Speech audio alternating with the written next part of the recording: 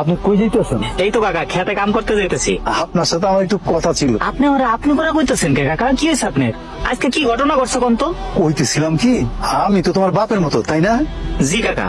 আমি কই কি, তুমি একটা বিয়ে করে ফেলাও। এটা আপনি কি কইলেন কাকা? আমি গরিব মানুষ, নিজেরই পেট চালাইতে পারি না, আমারে মাইয়া দিব কেডা? মাইয়া আমি দুমু, আমার এক দুঃসম্পর্কে ভাতিজি আছে। হাই তানিয়া, এদিকে আয় তোমার। এই যে আমার ভাতিজি। কিন্তু উনি কি আমারে বিয়ে করতে রাজি হইব? অবশ্যই রাজি, তুমি শুধু হা কও। আপনি তো মানে দেখলেনই না। মাশাআল্লাহ, আমার কোনো আপত্তি নাই। আলহামদুলিল্লাহ, আমি তাহলে বিয়ের ব্যবস্থা করি, তোমরা দুজন কথা কও। মাশাআল্লাহ, আল্লাহ তাআলার দরবারে লাখো কোটি শুকরিয়া। আলহামদুলিল্লাহ, আল্লাহ যা করেন ভালো লেগেই করেন। নিশ্চয়ই তিনি উত্তম পরিকল্পনাকারী। আপনার ঘর বাড়ি দেখে তো মনে হয় না আপনার অবস্থা অতটা খারাপ। তাহলে আপনি খেত খামারে ঠিকার কাম করেন কেন? আব্বা মরে যাওয়ার পরে সহায় সম্পত্তি জমি জমা যারাই গেছিল সব চাচারা দখল করে নিছে। তাহলে আপনি আপনার চাচাবুর কাছ থেকে জায়গা জমি সব ফেরত নিয়ে আহেন।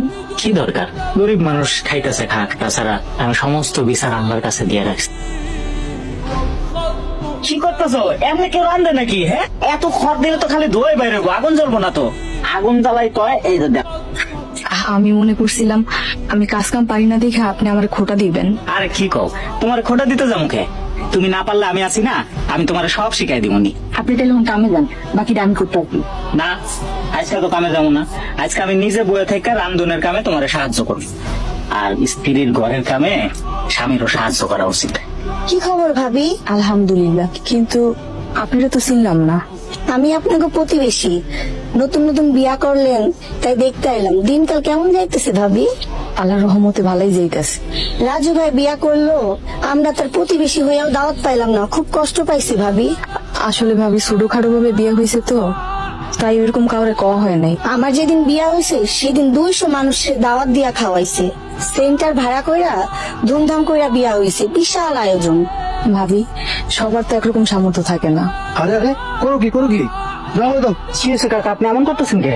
কালকে মাত্র বিয়া করলা, একটা দিন যাইতে না যাইতে নতুন করে ঘরে ফিয়া তুমি এসে কাম করতে, তোমার কাম করা লাগবো না। এসব করেন না কাকা, আপনার অনেক দরকার। কাম না করলে উপোস থাকুন লাগবো। তোমার উপাস থাকতে হবে না, তোমার মজুরি আমি দিয়ে দেবো। কাম না করে মজুরি দিয়ে দিবেন?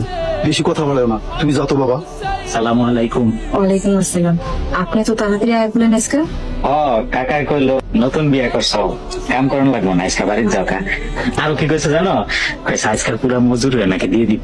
উনি আসলেই অনেক ভালো মানুষ। তাহলে আপনি যান, হাত মুখ ধুয়ে হেন, আমি খাওয়ান দিতে আসি। আচ্ছা দেও, আমি আপনাকে দিয়ে দিতেছি। বললাম তুমি নাকি নতুন বিয়া করছো।